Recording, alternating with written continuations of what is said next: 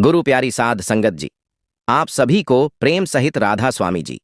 जब सद्गुरु किसी जीव पर कृपा करके नामदान बख्श करते हैं तो वह कृपा केवल उस जीव तक ही सीमित नहीं रहती, बल्कि उसका प्रभाव पूरे परिवार पर पड़ता है। अगर परिवार का एक भी सदस्य पूरे नियम और श्रद्धा से भजन सिमरण करता है तो उसकी आस्था और आध्यात्मिक जीवन शैली बाकी सदस्यों के दिलों को भी छूने लगती है। आज की यह साखी हमें इसी सत्य को समझाने जा रही है। एक परिवार था जो सद्गुरु के प्रति गहरी श्रद्धा रखता था। घर के सभी सदस्य भजन सिमरण करते थे और सद्गुरु की बताई हुई राह पर चलने का प्रयास करते थे। इस परिवार की एक बेटी थी जिसने बचपन से अपने माता पिता को पूरी निष्ठा के साथ भजन सिमरण करते देखा था।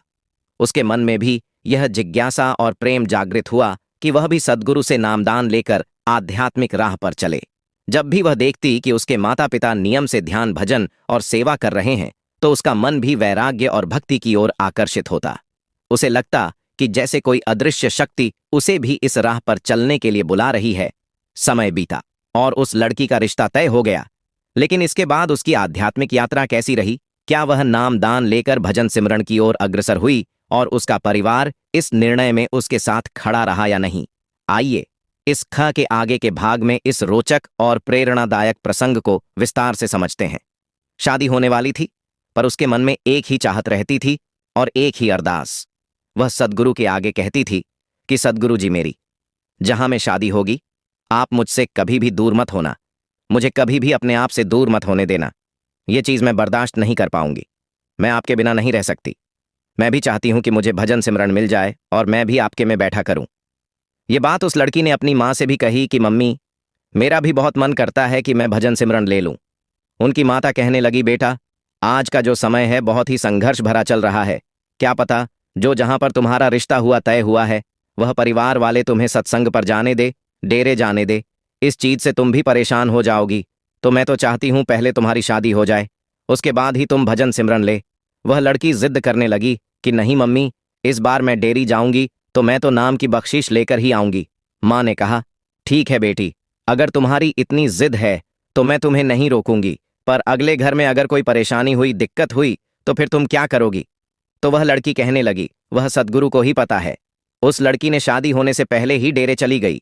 सद्गुरु से प्रेम बहुत था, नाम की बख्शीश भी मिल गई। लड़की बहुत ज्यादा खुश। जब नाम की बख्शीश लेकर घर पर आई, जैसे उसके मम्मी पापा भजन पर बैठते थे वह लड़की भी नाम पर बैठने लगी।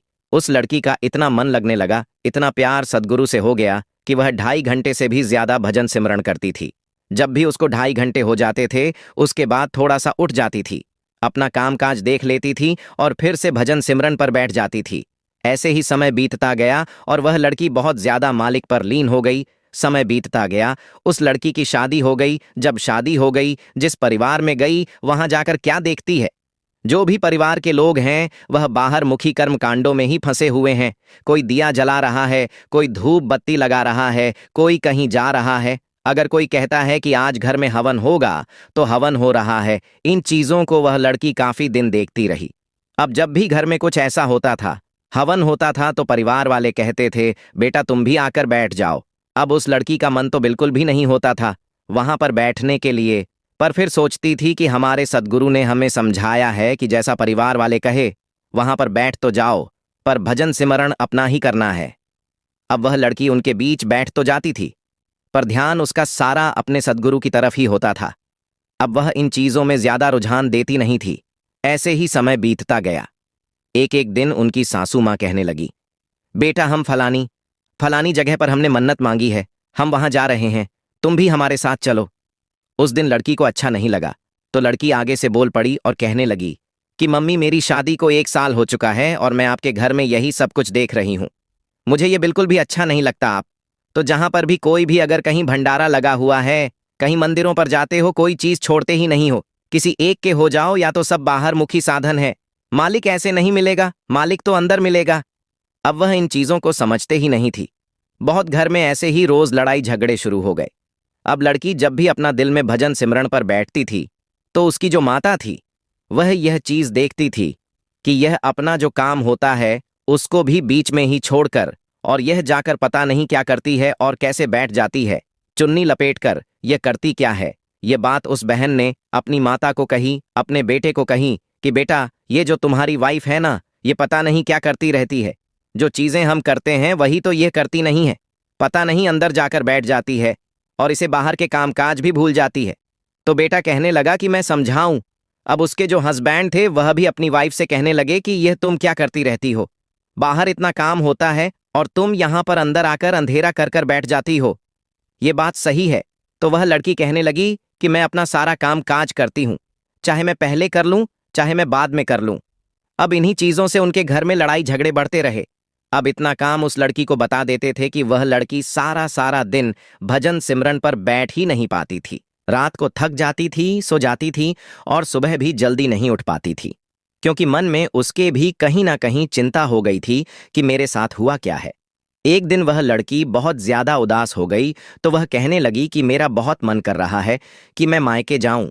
हस्बैंड ने कहा, कोई बात नहीं, चले जाओ। आपको अगर तुम्हारा मन कर रहा है तो वह लड़की कुछ दिन के लिए अपने मायके चली गई। जब मायके गई तो वहां जाकर देखा कि यहाँ का कितना अच्छा माहौल है, सभी कितने आराम से काम करते हैं, भजन सिमरन भी करते हैं और एक मेरे हालात हैं। पता नहीं मैं तो कहाँ फंस गई हूँ, पता नहीं मेरे कौन से कर्मों का हिसाब किताब है बहुत। उस लड़की का मन दुखी यह सोच ही रही थी कि उस लड़की की आंखों से आंसू आ गए। जब यह चीज उसके परिवार वालों ने देखी तो वह कहने लगे, बेटा, किसी चीज की कोई दिक्कत है क्या?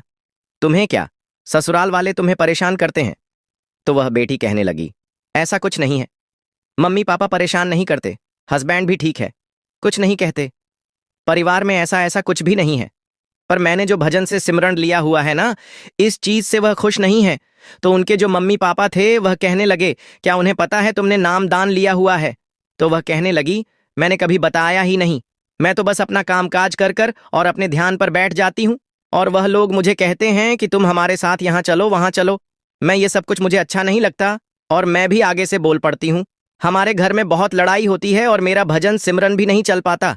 तो माँ कहने लगी, बेटा, मैंने तो तुम्हें पहले ही कहा था कि शादी से पहले भजन सिमरन मत लो, पता नहीं आने वाला टाइम कैसा है। तो उस लड़की की आंखों से आंसू आ गए। वह कहने लगी, माँ, क्या यह सब कुछ एक लड़की को ही झेलना पड़ता है? क्या हमारी कोई शौक नहीं है?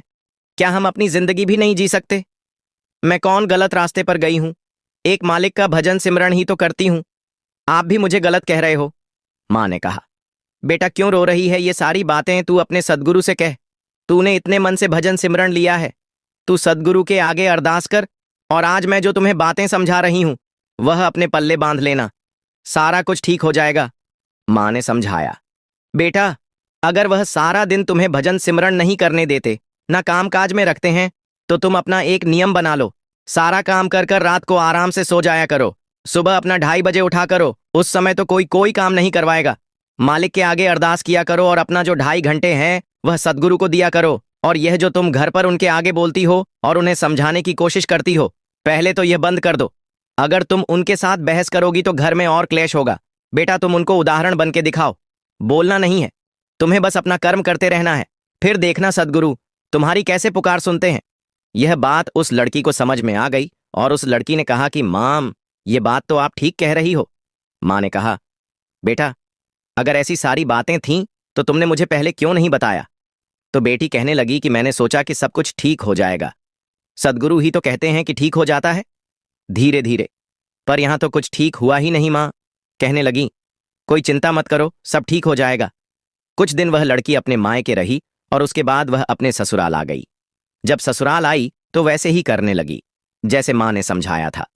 अब लड़की सारा दिन घर का काम करती थी। अगर कोई उस लड़की को कुछ भी कहता था तो वह आगे से कोई जवाब नहीं देती थी। और जब सुबह होती थी, 2:30 बजते थे, तो वह लड़की उठ जाती थी, अपना स्नान करती थी और अपने भजन सिमरन पर बैठ जाती थी। भजन सिमरन कर कर जब 5 बज जाते थे, सुबह उठकर वह सभी को चाय नाश्ता तैयार कर कर दे देती थी। ऐसे ही दिन बद दिन बीतते गए। यह चीज को देखकर जो उसकी सासू माँ थी वह बहुत हैरान हो गई कि अब कितना समय हो गया है। अगर मैं कुछ कहती हूं तब भी नहीं बोलती, अगर मैं कहती हूं बेटा यहां चलो, वहां भी चली जाती है और अपना नियम से यह बैठती भी है। यह पता नहीं किसके ध्यान में बैठती है, इसमें इतनी सहनशीलता कहां से आ गई है। ऐसे ही वह लड़की अपने नियम से भजन सिमरन करने लगी। जब लड़की उठाती थी तो सासू माँ भी उठ जाती थी और देखती रहती थी कि यह लड़की बिल्कुल भी हिलती डुल भी नहीं है। पता नहीं इसमें कौन सी पावर है। ये करती क्या है? एक दिन जब सुबह चाय पी रहे थे, सभी लोग तो उसकी जो सासू माँ थी वह कहने लगी, बेटा एक बात बताओ, तुम किसका ध्यान करती हो और इतना इतना समय तुम समाधि पर बैठी रहती हो, करती क्या हो? वह लड़की कहने लगी कि मम्मी जी, मैंने शादी से पहले ही नाम की बख्शीश ली थी। जिन सदगुरु को हम मानते हैं, मैं बस उन्हीं के ही ध्यान में बैठ। तो वह जो सासू माँ थी वह कहने लगी कि ध्यान में बैठने से क्या हो जाएगा? तो लड़की कहने लगी कि मम्मी जी, मैं तो आपको शुरू से ही समझाती थी कि जो आप बाहर की साधना करते हो वह सब सही नहीं है, सब कुछ हमारे अंदर है। सासू माँ कहने लगी, यह चीज मैं नहीं मानती। सब कुछ हमारे अंदर कैसे हो सकता है? सब कुछ तो बाहर ही है। अगर हम कर्म करेंगे तभी तो हमारा अच्छा होगा। तो वह लड़की कहने लगी कि मैं आपसे कोई भी बहसबाजी नहीं करना चाहती। जितना आपने मुझसे पूछा है मैंने आपको बता दिया है। अब सासू माँ भी आगे से कुछ नहीं बोली। अब ऐसे ही वह अपनी बहू को देखती रही। तो एक दिन सोचा कि क्यों ना मैं भी ऐसे बैठ जाती हूँ। उसने भी वैसे ही जैसे वह लड़की अपनी चुन्नी वगैरह लपेट कर बैठी थी, वह सासू माँ भी बैठ गई, बैठी रही। कुछ भी ध्यान नहीं लग रहा था, इधर उधर मन भटक रहा था। कभी इधर से मच्छर खा रहा था, कभी मक्खी जाती थी। अजीब व गरीब उसे घबराहट हो रही थी। वह उठ गई। 2-4 दिन उसने ऐसे ही किया, पर कुछ भी नहीं हुआ। एक दिन फिर उसने पूछा कि बेटा मुझे बताओ तो सही, तुम तो हिलती भी नहीं हो, मैं भी वैसे ही साधना पर बैठी थी, मुझे तो कुछ भी नहीं हुआ। वह लड़की कहने लगी, मम्मी जी, उसके लिए आपको नाम की बख्श लेनी पड़ेगी। तो वह जो सासू माँ थी वह कहने लगी कि जो तुम जपती हो वह मुझे बता दो। तो लड़की कहने लगी, मम्मी जी, ऐसे बताने से कुछ नहीं होगा, वह तो हमारे सदगुरु में ही पावर है। अगर वह नाम की बख्श करेंगे तभी सारा कुछ होगा, मेरे बताने से क्या हो जाएगा? सासू माँ को यह चीजें देखकर उन पर बहुत ज्यादा असर हुआ। उसने सासू माँ ने फिर अपनी बहू से कहा, बेटा यहां पर तुम सत्संग पर चलती हो ना, मुझे भी लेकर चलना। तो लड़की कहने लगी, ठीक है। आज तक जब से उस लड़की की शादी हुई थी तभी वह सत्संग पर जाने ही नहीं देते थे, जो संडे को सत्संग होता है। उस दिन सासू माँ ने कहा कि जिस गुरु को तुम मानती हो वहां पर मुझे भी लेकर चलना। तब लड़की ने कहा कि मम्मी जी, सत्संग तो हर संडे को होता है और सत्संग भी हमारे से ज्यादा दूर है नहीं, पर आप लोग मेरी फीलिंग को समझते ही नहीं थे, मेरे एहसास को समझते ही नहीं थे, तो कभी मैंने आपसे कहा ही नहीं। अगर आप कह रही हो तो हम संडे को सत्संग पर जरूर चलेंगे। जब सत्संग पर गए, वहां जाकर देखा, सत्संग सुना तो बहुत अच्छा लगा। तब उसे सासू माँ ने कहा कि बेटा मुझे बहुत अच्छा लगा है, मुझे वहां पर भी लेकर चलो जहां पर से तुमने नाम की बख्शीश ली है। अब उस लड़की ने कहा कि मम्मी जी, आप तो सारी बातें मुझसे कर रहे हो, पर अगर आपके बेटे को यह चीज पता लग गई ना तो मेरे साथ आप भी घसीटे जाओगे। तो वह कहने लगी कि ऐसा कुछ नहीं होगा। तो वह लड़की कहने लगी कि मम्मी, आपको तो पता ही है कि पापा भी कितनी शराब पीते हैं, ये भी कितनी शराब पीते हैं, ये इन चीजों को मानेंगे ही नहीं, तो हमें डेरे कौन लेकर जाएगा? तो वह सासू माँ कहने लगी, तुम इसकी चिंता मत करो। अब सासू माँ ने अपने बेटे से बात की। जब बेटे को सारी बात बताई, बेटा माँ का बहुत ज्यादा कहना मानता था, तो बेटे ने कहा कि ठीक है, मैं आप लोगों को वहां ले चलूंगा। अब सासू माँ, बेटी और उनका जो बेटा था, तीनों लोग डेरे पहुंच गए। जब डेरे गए, वहां जाकर सत्संग सुना, सदगुरु के दर्शन किए तो उनकी आंखों से भी आंस आ गए कि इतना बड़ा मालिक है और इतना व्यस्त है। यहां पर तो सारी अंदर की ही बातें होती, बाहर मुखी तो यहां पर कुछ भी नहीं है। हम इतने टाइम से भटके हुए थे और हम बाहर मुखी कर्मकांड में ही फंसे हुए थे, और हमने अपनी बहू पर भी इतना टॉर्चर करते थे और उसको नाम पर भी नहीं बैठने देते थे और उसको काम पर ही लगाए रखते थे। यह चीजें उन पर बहुत हावी हुई। जब वह घर आ गए तो उन्होंने अपनी बहू से माफी मांगी और कहने लगे, बेटा हमें माफ कर दो, आज तक हम गलतियां ही करते रहे, हम समझ ही नहीं पाए कि तुम्हारा सदगुरु कितना बड़ा है। ऐसे ही समय बीतता गया और पूरे परिवार ने नाम की बख्शीश ले ली और वह घर एक स्वर्ग बन गया। जब सारा कुछ सही हो गया, उस लड़की ने देखा कि मेरा सारा परिवार ही सदगुरु ने अपनी ओर खींच लिया है, तो वह लड़की सदगुरु का शुक्राना करती नहीं थकती और कहने लगी कि बाबा जी, हम नहीं समझ सकते आपको कैसे आपने मेरी शादी करवाई और इस घर में क्या कुछ होता था, पर एक मेरी माँ ने मुझे इतनी अच्छी शिक्षा दी कि बेटा उदाहरण बनकर दिखाना है, किसी से बहसबाजी नहीं करनी है। हमें और आज सारा परिवार आपका हो गया, मैं शुक्राना करती हूँ। सदगुरु आपका और वह पूरा परिवार भजन सिमरन करने लगा। तो कहने का भाव सिर्फ इतना है, भजन सिमरन में इतनी ताकत होती है। अगर एक भी जीव भजन सिमरन घर में ले लेता है और वह जीव की किसी से बहसबाजी ना कर कर एक उदाहरण बनकर दिखाता है और किसी से कुछ नहीं कहता, जब भी उसको टाइम मिलता है, कैसे भी टाइम निकालकर अगर वह नियम से अपना भजन सिमरन करता है, तो एक दिन ऐसा जरूर आता है कि दूसरों पर इसका प्रभाव जरूर पड़ता है। सतगुरु भी हमेशा यही बात समझाते हैं कि बेटा उदाहरण बनकर दिखाना है, न कि किसी को समझाकर। हम किसी को समझा ही नहीं सकते, पर अगर हम किसी को देखेंगे कि यह जीव परमात्मा की ओर कैसे खींचा जा रहा है और यह कैसे प्रभाव बना है, तो दूसरों पर भी बख्शीश जरूर होगी। अगर वह मालिक की रूह है तो हमें अपने परिवार में केवल शब्दों से नहीं बल्कि अपने आचरण से उदाहरण प्रस्तुत करना चाहिए।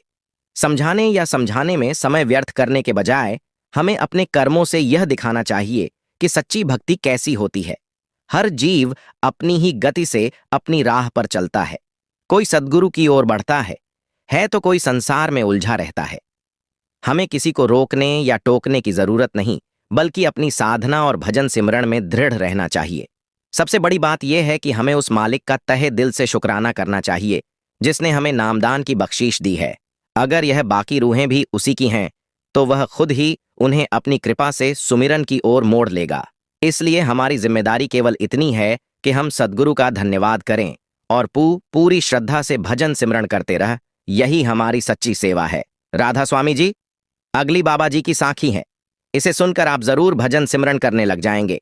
इस साखी में हम समझेंगे कि सद्गुरु अपनी संगत की कैसी संभाल करते हैं और कैसे हर घड़ी अपने प्रेमी जीवों का ख्याल रखते हैं। बाबा जी फरमाते हैं कि जो मालिक ने लिख दिया है वह होकर ही रहेगा, लेकिन जो सद्गुरु की शरण में आता है उसे मालिक इतनी शक्ति प्रदान करता है कि वह किसी भी मुसीबत के समय घबराता नहीं, क्योंकि उसके भीतर अटूट विश्वास जाग उठता है। एक ऐसा विश्वास जो हर कठिनाई में उसे संभाले रखता है और मार्ग दिखाता है। साध संगत जी, यही गुरु कृपा की महिमा है। जो सच्चे मन से गुरु की शरण में आता है उसे कभी किसी चीज की कमी महसूस नहीं होती, क्योंकि गुरु का सहारा ही उसके लिए सबसे बड़ी ताकत बन जाता है। गुरु प्यारी साध संगत जी, आज की इस साखी में आप जानेंगे कि कैसे बाबा जी ने अपने एक सत्संगी की बेटी की शादी के लिए पूरा जरूरी सामान प्रदान किया। साध संगत जी, पंजाब के मल्टिलता वह बिना एक भी पैसा मुनाफा कमाए उसे सामान दे देता। उसका दिल दया और करुणा के सागर जैसा था और बाबा जी के प्रति उसका विश्वास अटूट था।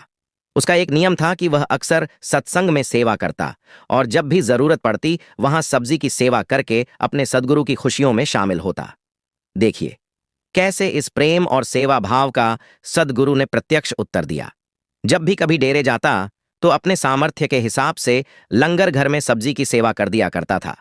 इसकी जो पत्नी थी वह एक सत्संगी नहीं थी और ना ही उसका बाबा जी पर कोई विश्वास था। उसका मानना था कि जैसे हम इंसान हैं वैसे बाबा जी भी इंसानी है। वह अक्सर पीरों की दरगाह पर जाया करती थी और अपने पति को भी समझाया करती थी कि आपके बाबे ने कुछ नहीं देना, जो देना है वह पीर महाराज जी ने देना है। लेकिन उस औरत को यह नहीं पता था कि जो एक बार पूर्ण गुरु की शरण में चला जाता है और गुरु का हाथ पकड़ लेता है तो वह गुरु को छोड़ भी दे, लेकिन गुरु उसका कभी हाथ नहीं छोड़ते। यह भाई नियम से सत्संग भी जाता और सेवा करने भी जाता था। इसकी 2 बेटियां थीं और अब दोनों शादी के लायक हो गई थी, तो इन्होंने दोनों के लिए रिश्ते देखना शुरू कर दिया। कुछ दिन बाद बड़ी बेटी का रिश्ता एक अच्छे परिवार में करवा दिया गया और लड़के वालों से बात करके शादी की तारीख भी पक्की कर दी गई। साथ संगत जी, जब तारीख पक्की हो जाती है तो माँ बाप की जिम्मेदारी और बढ़ जाती है, क्योंकि शादी में हर तरह की तैयारियां करनी होती हैं। तो तारीख पक्की होते ही इन लोगों ने भी अपनी बेटी के लिए खरीदारी करनी शुरू कर दी और शादी का सारा सामान अपने घर में बाहर आंगन में बने एक कमरे में रखना शुरू कर दिया। नए नए कपड़े और शादी में दिया जाने वाला सारा सामान शादी से लगभग 10 दिन पहले ही उस कमरे में रख दिया। अब उनकी आधी से ज्यादा चिंता खत्म हो गई थी। बाकी जो और छोटे मोटे कम थे वह उन्होंने सोचा कि अगले 10 दिन में हो जाएंगे। अब इनके साथ एक बहुत बड़ा हादसा होने जा रहा था। साध संगत जी, वीडियो के शुरू में मैंने आपसे कहा था कि बाबा जी कहते हैं जो लिखा है वह तो होकर ही रहेगा। तो इनकी किस्मत में भी कुछ ऐसा ही लिखा था। जिस कमरे में शादी का सारा सामान पड़ा था उस कमरे में बिजली में शॉर्ट सर्किट होने की वजह से आग लग गई। जब आग लगी तब ये घर के अंदर सो रहे थे और जब इन्हें बाहर धुआं उठता दिखाई दिया तो ये बाहर की तरफ भागे। इतने में आसपास पड़ोस वाले भी जाग गए और सबने मिलकर उस आग को पानी से बुझा दिया, लेकिन तब तक अंदर रखा सारा सामान जलकर राख हो चुका था। साध संगत जी, वह सिर्फ सामान नहीं था, वह एक पिता की जीवन भर की कमाई थी जो उसने एक एक पैसा जोड़कर अपनी बेटी की शादी के लिए बचाई थी। अंदर का नजारा देखकर सत्संगी भाई की पत्नी जोर जोर से रोने लगी और बेटियों भी रोने लगी। लेकिन सत्संगी भाई के चेहरे पर शिकंदी, वह मानो यह सब देखकर मुस्कुरा रहा हो। जब अड़ोस पड़ोस वालों ने सत्संगी भाई का चेहरा देखा तो उन्होंने पूछा, भाई तू बर्बाद हो गया, लेकिन तेरे चेहरे पर शिकन नहीं है, तुझे कोई फर्क ही नहीं पड़ रहा। तो सत्संगी भाई कहने लगा, मैं तो मन ही मन अपने सद्गुरु का शुक्र कर रहा हूं। यह सुनकर पड़ोसी हैरान हो गए और सोचने लगे कि यह सदमे से पागल हो गया है। फिर आगे सत्संगी भाई ने कहा, शुक्र है तेरा सद्गुरु, बहुत बहुत शुक्र है। फिर सत्संगी भाई ने पड़ोसियों को बताया, यह आग उस कमरे में भी लग सकती थी जहां मैं और मेरा परिवार सो रहे थे। मेरी किस्मत में इस आग का लगना लिखा था, लेकिन मेरे सद्गुरु ने इस आग को उस कमरे से दूर लगा दिया जहां मेरे परिवार का कोई भी सदस्य नहीं था। सोचो, यही आग अगर कमरे के अंदर लगी होती तो आज हमने भी राख बन जाना था। और रही बात समाज की, जिसने पहले दिया है आगे भी वही देगा, मैं क्यों चिंता करूं। फिर वहां से सभी पड़ोसी अपने अपने घर चले गए। सत्संगी भाई की पत्नी ताने मारने लगी कि अब कहां से लाएंगे इतना सारा पैसा, 10 दिन बाद बेटी की शादी है, सभी रिश्तेदार आएंगे तो लड़के वाले क्या सोचेंगे कि शादी में कुछ नहीं दिया। तो सत्संगी भाई ने समझाया, अभी 10 दिन है, बाबा जी अपने आप कोई ना कोई खेल रचें, तू चिंता मत कर। सत्संगी भाई अपनी दुकान पर जाना शुरू कर दिया और उसकी पत्नी हर रोज उसे ताने देती थी कि कुछ नहीं देना, तेरे बाबा ने अगर मेरी बात मानकर पीर महाराज के यहां माथा टेक लिया होता तो कुछ बिगाड़ नहीं जाना था। सत्संगी भाई पत्नी के ताने सुनता और चुपचाप जाकर दुकान पर बैठ जाता था। ऐसे करते करते 8 दिन बीत गए। जब 9 दिन सत्संगी भाई दुकान पर जाने लगा तो पत्नी कहने लगी, परसों बेटी की शादी है और आप कहीं से पैसा या शादी का सामान इंतजाम नहीं कर पाए, अब क्या होगा। सत्संगी भाई कहने लगा, जो होगा वह मालिक की मर्जी से होगा। यह कहकर सत्संगी भाई घर से बाहर निकल गया। उसी दिन दोपहर के समय सत्संगी भाई के घर का किसी ने दरवाजा खटखटाया। सत्संगी भाई की पत्नी ने दरवाजा खोला तो सामने एक लोडिंग गाड़ी खड़ी थी जिसमें शादी में दिया जाने वाला सारा सामान रखा था। यह देखकर सत्संगी भाई की पत्नी बहुत खुश हो गई और सोचने लगी कि उसके पति ने ही यह गाड़ी भेजी होगी और वह वागी कि साख तोड़ वाले ने उसके साथ एक मजदूर ने सारा सामान अंदर रख दिया। जब शाम को सत्संगी भाई घर आया तो वह सारा सामान देखकर हैरान हो रहा था और वह सोचने लगा कि शायद मेरी पत्नी ने अपने किसी रिश्तेदार से पैसे उधार लेकर यह सामान खरीदा होगा, क्योंकि वह उस दिन से बड़ी चिंता कर रही थी जिस दिन आग लगी थी।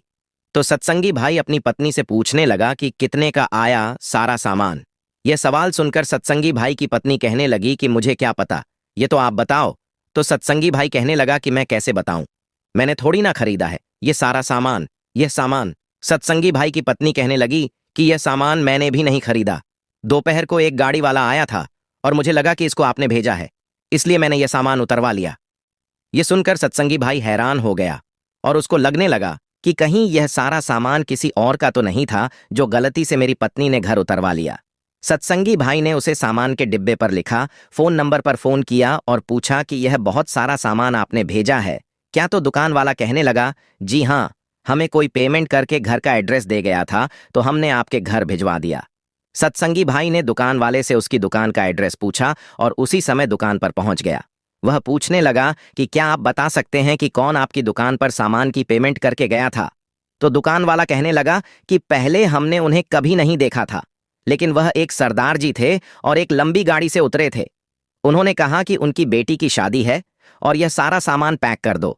उसके बाद उन्होंने सामान की पेमेंट की और एक एड्रेस हमें लिखवा दिया और बोले कि आज ही इस एड्रेस पर भिजवा दो। उसके बाद वह अपनी गाड़ी में बैठकर चले गए। यह सुनकर सत्संगी भाई की आंखों से आंसू बहने लगे और उसने सारी बात अपनी पत्नी को घर आकर बताई। पत्नी भी सुनकर हैरान थी और वह सोचने लगी कि ऐसा कैसे हो सकता है, लेकिन सत्संगी भाई को तो विश्वास था कि बाबा अपने आप कोई ना कोई खेल रच। फिर 2 दिन बाद उन्होंने बड़े अच्छे से अपनी बेटी की शादी की और अब पत्नी को भी इस चमत्कार के बाद बाबा जी पर विश्वास होने लगा। उसने भी अपने पति के साथ सत्संग पर जाना शुरू कर दिया। साथ संगत जी, इस साखी में हमें 2 बातें सीखने को मिलती है। एक है विश्वास और दूसरी पॉजिटिव सोच।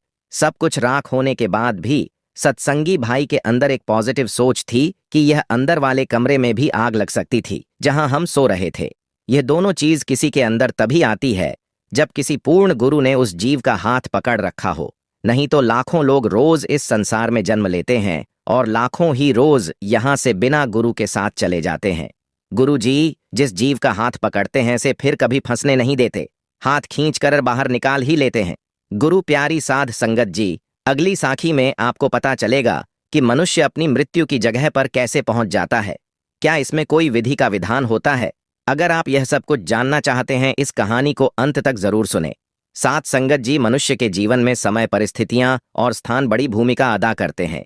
कई बार तो जो कुछ भी घटित होना होता है उसी के अनुरूप परिस्थितियां बनती चली जाती हैं। कलयुग में एक ही चक्रवर्ती सम्राट हुए हैं और वह थे सम्राट विक्रमादित्य, जिनके नाम पर भारतवर्ष में विक्रम संवत की शुरुआत हुई। विक्रमादित्य एक बहुत ही पराक्रमी, विद्वान, कुशल प्रजापालक और परोपकारी राजा थे। राजा विक्रमादित्य अपनी प्रजा को बहुत प्यार करते थे। राजा रात में वेश बदलकर अपनी प्रजा के हालात जानने के लिए नगर में निकल जाया करते थे। एक बार की बात है, राजा विक्रमादित्य वेश बदलकर रात को नगर में निकले। राजा को घूमते घूमते अमृत वेला का समय हो गया। अमृत वेले के समय राजा विक्रमादित्य नगर की परिक्रमा करने वाले मार्ग से गुजर रहे थे। मार्ग के दूसरी ओर घना जंगल शुरू हो जाता था। तभी अचानक राजा ने देखा कि एक लकड़ा कंधे पर कुल्हाड़ी लिए जंगल में प्रवेश कर गया और लकड़ी काटने के लिए एक ऊंचे वृक्ष पर चढ़ गया। तभी राजा ने देखा कि एक भयानक रीछ दौड़ता हुआ आया और उस वृक्ष पर चढ़ने लगा जिस पर वह लकड़ी काट रहा था। रीछ को वृक्ष पर चढ़ते देखकर राजा को बड़ा आश्चर्य हुआ, क्योंकि रीछ तो वृक्ष पर कभी चढ़ ही नहीं सकता था। उस लकड़हारे ने जब उसे अपनी ओर आते देखा तो वह बहुत घबरा गया और डर के कारण उसके हाथ से पेड़ की टहनी छूट गई और जमीन पर गिरकर उसकी मृत्यु हो गई। उसके बाद रीछ पेड़ से नीचे उतरा और राजा के देखते ही देखते उसे रीछ ने एक सुंदर लड़की का रूप धारण कर लिया और जंगल के नजदीक स्थित एक कुएं के पास जाकर बैठ गई। राजा दूर खड़ा यह सब कुछ देख रहा था और सोच रहा था कि यह लड़की बने हुए रीछ अब क्या करेगा। थोड़ी ही देर बाद राजा के 2 सिपाही उधर से निकले और इत्तेफाक से दोनों सिपाही सगे भाई थे। छोटे भाई की नजर जब कुएं की मुंडेर पर बैठी उस सुंदर लड़की पर पड़ी तो वह बड़े भाई से बोला, देख भा, कितनी सुंदर लड़की बैठी है, मेरा मन कर रहा है कि मैं इनसे विवाह कर लूं। बड़े भाई ने कहा, बड़े भाई के होते हुए छोटा भाई कैसे विवाह कर सकता है? बड़ा होने के कारण पहल मेरी है, इसलिए इससे विवाह तो मैं ही करूंगा। तब छोटे भाई ने कहा, इससे पहले मैंने देखा है, इससे विवाह तो मैं ही करूंगा। तब बड़ा भाई बोला, हम तो व्यर्थ ही झगड़ रहे हैं, क्यों ना हम इस लड़की से ही पूछ ले और यह हम दोनों में से जिसे पसंद करेगी वही इस लड़की से विवाह करेगा। ये बात सोचकर दोनों भाई उस लड़की के पास पहुंचे।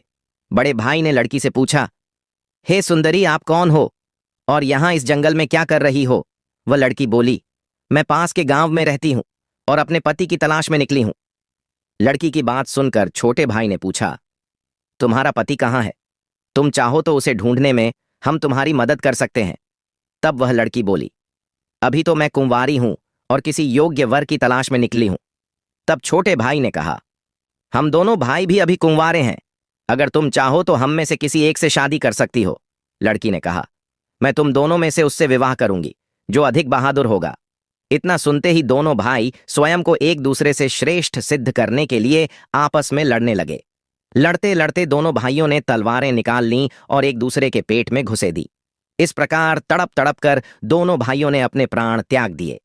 यह देखकर वह लड़की जोर से हंसी और उठकर दूसरी दिशा की तरफ चल पड़ी। यह लड़की अब क्या करेगी?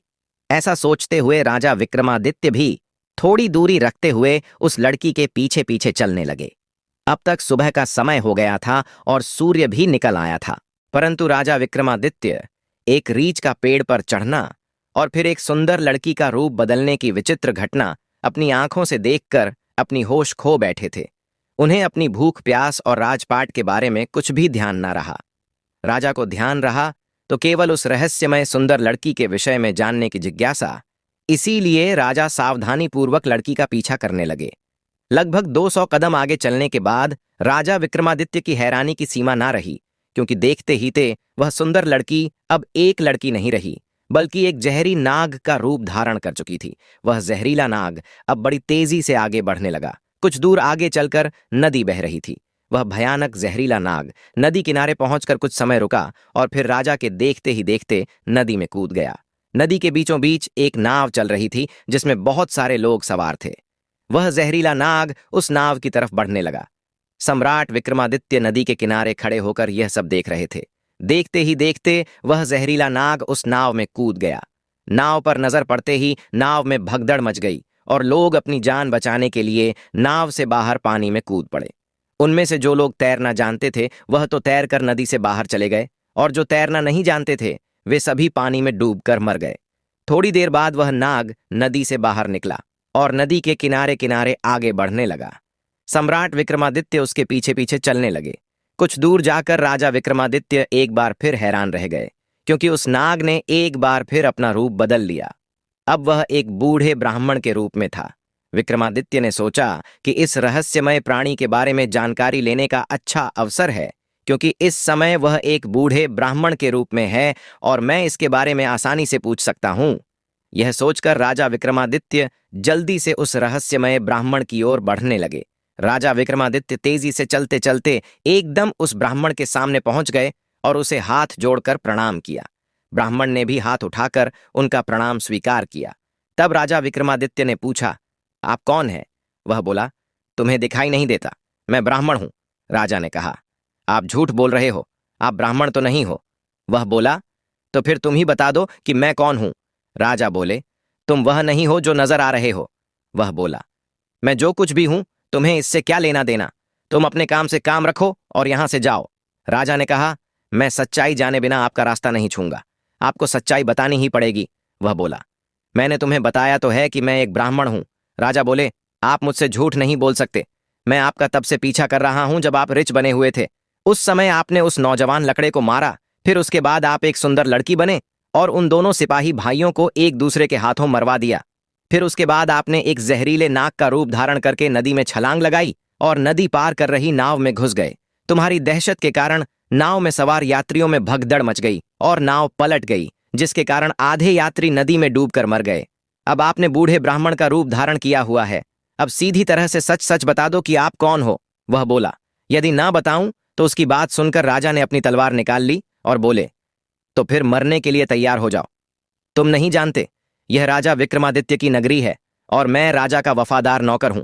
उस धर्मात्मा राजा की नगरी में तुम इतने लोगों की जान लेकर जीवित बचकर नहीं जा सकते, इसीलिए मरने से पहले जल्दी से बता दो कि तुम कौन हो। राजा विक्रमादित्य की धमकी को सुनकर वह बूढ़ा ब्राह्मण जोर जोर से हंसने लगा और बोला, मैं जानता हूं कि यह महाप्रतापी सम्राट विक्रमादित्य की राजधानी है, और मैं यह भी जानता हूं कि तुम ही सम्राट विक्रमादित्य हो। फिर भी एक बार जान लो, तुम मुझे मार नहीं सकते, बल्कि एक दिन ऐसा आएगा कि मैं ही तुम्हें मरने के लिए विवश कर दूंगा। उसकी यह बात सुनकर राजा विक्रमादित्य सोचने लगे, जिसने इस वेश में भी मुझे पहचान लिया वह कोई छोटी मोटी हस्ती तो हो नहीं सकती। इसलिए राजा विनम्र होकर बोले, अब आपने मुझे पहचान ही लिया है, तो कृपया आप बताएं कि आप असल में कौन हैं। तब बूढ़े ब्राह्मण ने कहा, बिना मेरी सच्चाई जाने तुम मानोगे नहीं, इसीलिए मुझे बताना ही पड़ेगा कि मैं कौन हूं। राजन, अब ध्यान से सुनो कि मैं कौन हूं और तुम्हारी राजधानी में क्यों आया हूं। तब उस बूढ़े ब्राह्मण ने बताना शुरू किया, राजन, जो कुछ भी मैं बताऊंगा उसका एक एक शब्द ध्यान से सुनना। मेरा नाम काल है। तुम जानते हो कि इस संसार में जितने भी मनुष्य जन्म लेते हैं उनकी मृत्यु निश्चित है, इसलिए संसार को मृत्युलोक भी कहा जाता है। जब मनुष्य माता के गर्भ में आता है तो उसके पूर्व नाम बनने के बाद आत्मा उसमें प्रवेश करती है, अर्थात वह सजीव हो उठता है। मनुष्य जन्म से पहले ही उसकी मृत्यु का समय, जगह और हालात, मतलब मृत्यु किस प्रकार से होगी, यह भी विधाता की ओर से निश्चित कर दिया जाता है। राजन, तुम यह भी जानते हो कि दुनिया के हर मनुष्य के जन्म मरण का लेखा जोखा चित्रगुप्त के पास है। जब भी किसी मनुष्य की मृत्यु का समय आता है तो वह धर्मराज को सूचित करते हैं। तब धर्मराज मुझे अर्थात काल को आज्ञा देते हैं। तब मैं मृत्युलोक अर्थात पृथ्वी पर आता हूं। मुझे यह पता होता है कि किस समय, किस जगह पर और किस हालात में मृत्यु होगी। मैं उस मनुष्य को निश्चित समय पर उस निश्चित जगह पर लेकर जाता हूं, अर्थात पहुंचा देता हूं जहां पर उसकी मृत्यु लिखी होती है। मैं उस स्थान पर वैसी ही परिस्थितियों अर्थात हालत बना देता हूं। उस लकड़े को मैंने नहीं मारा। राजा विक्रमादित्य बोले, तुम फिर झूठ बोल रहे हो। मैंने स्वयं अपनी आंखों से देखा है कि उस लकड़ की मृत्यु का कारण तुम ही थे। बूढ़े ब्राह्मण ने कहा, बेशक कारण में बना था, लेकिन सांसारिक लोग तो यही समझते हैं कि लकड़हारे की मृत्यु पेड़ से गिरकर पेड़ की टहनी टूटने के कारण हुई। फिर मुझे तो मृत्युदेव धर्मराज के आदेश का पालन करना ही पड़ डी दिया। आजता है उस लकड़े की मृत्यु पड़ी दिया से गिरने के कारण लिखी गई थी, इसलिए मैंने रिच बनकर वैसी ही परिस्थिति पैदा कर दी। नहीं तो जरा सोचो, यदि असली आरआर होता तो क्या कभी पेड़ पर चढ़ पाता? परंतु वह तो मैं था और मेरे लिए कुछ भी मुश्किल नहीं है। अब अगर उन सिपाही भाइयों की बात करें तो उनको भी मैंने नहीं मारा। उनकी मृत्यु एक दूसरे के हाथों लिखी हुई थी, इसलिए मुझे लड़की बनकर वैसे हालात पैदा करने पड़े और नाव में सवार कुछ लोगों की मृत्यु पानी में डूबने से लिखी थी। इसके लिए मुझे भयानक नाग का रूप धारण करना पड़ा। यह कहकर बूढ़ा ब्राह्मण बोला, राजन, मुझे लगता है कि अब तो आप अच्छी तरह समझ गए होंगे कि मैं कौन हूं और आपकी नगरी में क्यों आया हूं, और यह भी समझ गए होंगे कि समय, स्थान और परिस्थिति का सांसारिक मनुष्य के जीवन में कितनी बड़ी भूमिका होती है। सम्राट विक्रमादित्य ने बूढ़े ब्राह्मण रूपी काल की बात बड़े ध्यान से सुनी और गंभीर हो गए। काल कहने लगा, राजन, अब मैं चलता हूं राजा। विक्रमादित्य बोले, हे कालदेव, आपने मुझे बहुत अच्छी जानकारी दी है, जिसके लिए मैं आपका बहुत आभार व्यक्त करता हूं। कृपया जाने से पहले मेरे एक और प्रश्न का उत्तर देते जाइए। जल्दी पूछो, मेरे पास इतना समय नहीं है। राजा विक्रमादित्य बोले, कृपा करके मुझे यह बताइए कि मेरी मृत्यु कब, किस स्थान पर और किस प्रकार से होगी। कालदेव ने कहा, राजन, यह मैं आपको जरूर बता सकता हूं कि तुम्हारी मृत्यु कहां और किस प्रकार से होगी, परंतु यह नहीं बता सकता कि तुम्हारी मृत्यु कब होगी। राजा विक्रमादित्य बोले, कालदेव, मृत्यु का समय बताने में आपको क्या आपत्ति है? कालदेव ने कहा, राजन, यदि मैंने पहले ही आपको मृत्यु का समय बता दिया तो आप इसी क्षण से चिंताग्रस्त हो जाओगे, और आप तो जानते हो कि चिंता चिता समान होती है। अभी तो आपको अपने शासनकाल में बहुत से अच्छे कार्य करने हैं। राजा विक्रमादित्य ने कहा, चलो समय ना सही, यह तो बता दो कि मेरी मृत्यु कहाँ और कैसे होगी। कालदेव ने कहा, राजन, तुम्हारी मृत्यु तुम्हारे ही महल में सीढ़ियों पर से पांव फिसलकर गिरने के कारण होगी।